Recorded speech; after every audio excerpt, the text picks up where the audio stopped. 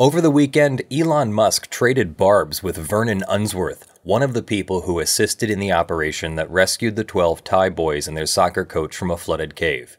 Normally, billionaire CEOs are careful about what they say.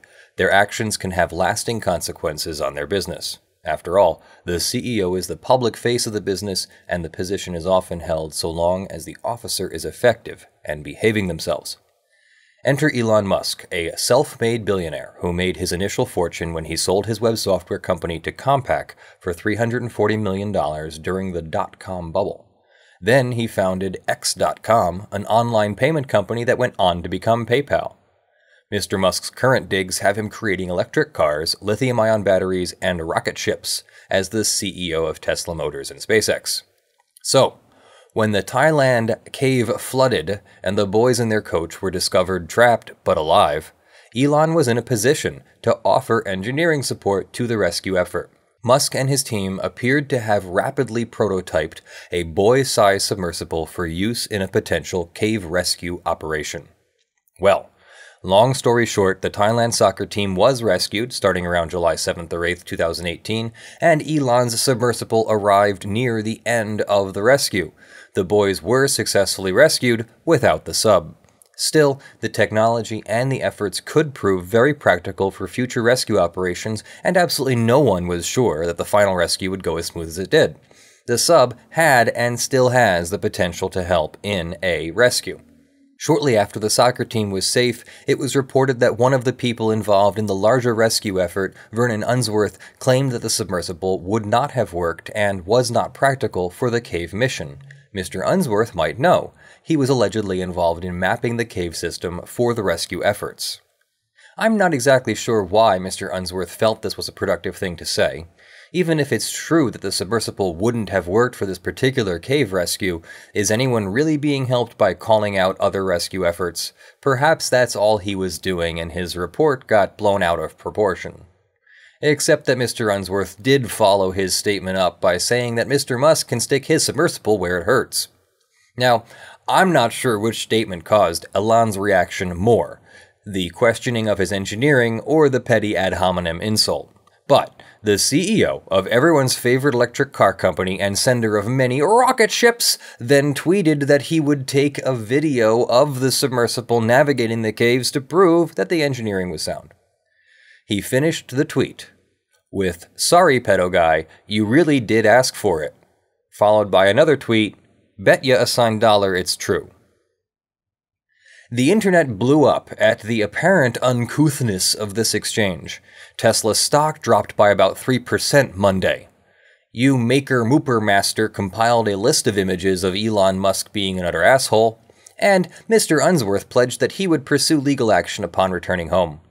I thought we could take this opportunity to discuss the law of defamation and whether the exchange we just witnessed reached some level of legal action. Defamation, known as calumny, vilification, or traducement, according to Wikipedia, is the communication of a false statement that harms a potential plaintiff. Libel and slander are both kinds of defamation. Libel is written and slander is spoken.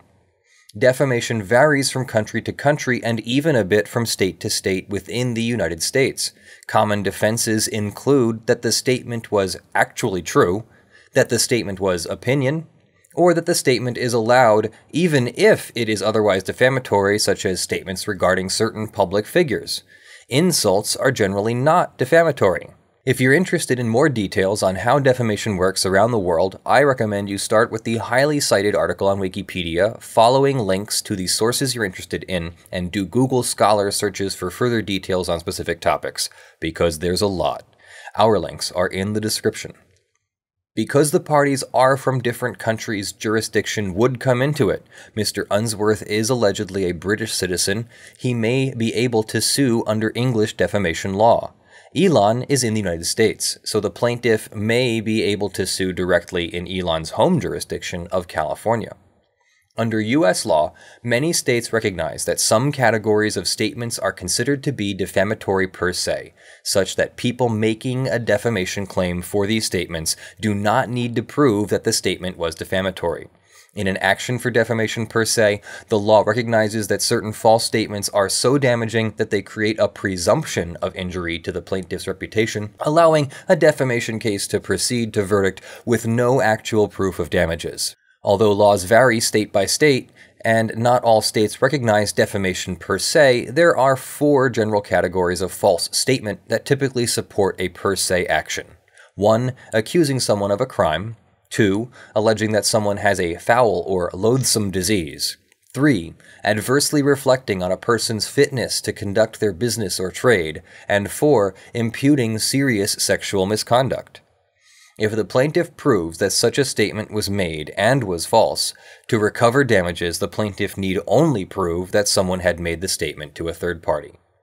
No proof of special damages is required, however. To recover full compensation, a plaintiff should be prepared to prove actual damages.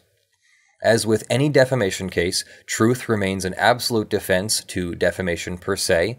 This means that even if the statement would be considered defamatory per se if the statement was false, instead, if the defendant establishes that the fact is true, then the action for defamation per se cannot survive. The conception of what type of allegation may support an action for defamation per se can evolve with public policy. For example, in May 2012, an appeals court in New York, citing changes in public policy with regard to homosexuality, ruled that describing someone as gay is not defamation.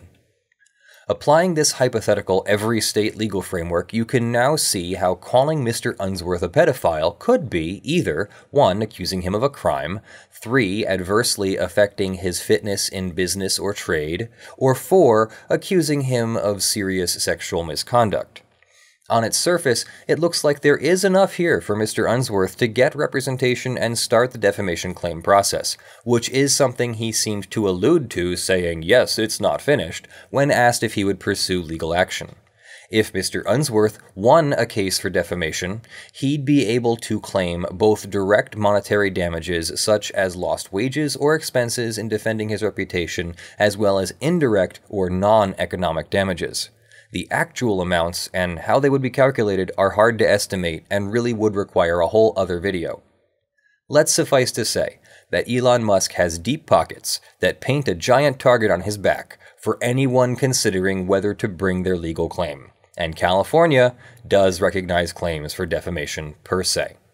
However, one primary defense to defamation, especially in the states, is the truth of the statement. If somehow Musk knew something about Mr. Unsworth, and somehow he decided to publicize it in that way, and if it really were true and provable in court, well, that would be a defense to a defamation claim. But I'm going to assume that Elon Musk doesn't actually know whether Mr. Unsworth is such a person. Instead, what I think Elon has done is commit the fallacy of guilt by association, also known as the association fallacy. Musk has seemingly claimed that, since Unsworth is a Brit expat in Thailand, he must be there for the prostitutes, and since many prostitutes in Thailand are underage, that such a person would be in Thailand to take advantage of said situation. Now, listen up. Musk is not wrong about the prostitution problem in Thailand. Even though prostitution is illegal in Thailand, it is still a $6.4 billion industry representing over 1% of the country's GDP. The US-based research institute Protection Project puts the number of children involved in prostitution living in Thailand from 12,000 into the hundreds of thousands. The government, university researchers, and NGOs estimated that there are as many as 30,000 to 40,000 prostitutes under 18 years of age, not including foreign migrants. Thailand's Health System Research Institute estimates that children in prostitution make up 40% of prostitutes in Thailand. But this is a country of 68 million people, of beautiful mountains, oceans, history, and culture. To assume that Mr. Unsworth is there to take advantage of underage people is untenable. While we should not deny that such a problem exists, it cannot be said that anyone who visits there must have such motives. Such unsubstantiated allegations only serve to distract from all of the hard work invested by each and every one of the people involved in the rescue. Instead, a conversation is lost. The conversation about the amazing coming together, the divers who risked their lives, the team who mapped the cave, the team that installed the pumps, everyone who supported them while we watched, nails bitten and breath held, tears wept as we helplessly hoped for the safe return of the boys and their coach. And it distracts from the sacrifice of Saman Gunan, who died saving them. His family and friends celebrate the return of the boys a bit differently, don't you think? And it undermines the efforts of the team of engineers and fabricators at Tesla and SpaceX, whose hearts and skills came together with a real and tangible tool that really could save lives when the time comes. These are the stories we need in humanity. The triumph over nature, over cowardly men, over the very improbability of our existence. Yet we are here. And to keep forgetting that over and over and over erases the collective hard work necessary to overcome. Reducing ourselves to insults simply invokes the same old, worn-out, tired feet, broken down, old-school human faults that keep undoing us. I challenge you, everyone, my humble audience, me included. When you are faced with a mere disagreement, and perhaps even a disagreement that may not seem so mere, try to catch yourself in that reaction moment and refocus on the thing that advances your overall message or cause or truth. A disagreement is an opportunity for growth and further understanding, for the finding of common ground, and for coming together as a whole that is greater than the sum of its parts. Resorting to knee-jerk, defamatory insults only gives YouTube copyright attorneys more opportunity to criticize, more material for their channels, and more opportunities to educate the lawful masses. This is a community-supported channel. Join us at patreon.com/ljfrench. Many thanks to our July supporters. Thank you very much to Kareem Harper for supporting in July at the $500 level. And thank you very much to the following $50 plus supporters: Jonathan Doe, John Steele, Gavin Barnard, Evie, Andy, Kyle Mudrock, John H. Anderson, Vera Mentane, Sean McNamara, William Gonzalez, Michael Pierce, Terry Crisp, and Grunkle Tia Marie. And thank you to the more than 210 $5 plus supporters scrolling on the panel behind me. Anyone donating $5 or more per month gets a special tag on our Discord channel, including Twitch subscribers. Everyone is welcome on our Discord, link in the description below.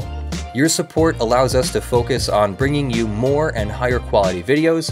I am Leonard French, your favorite copyright attorney. See you next time.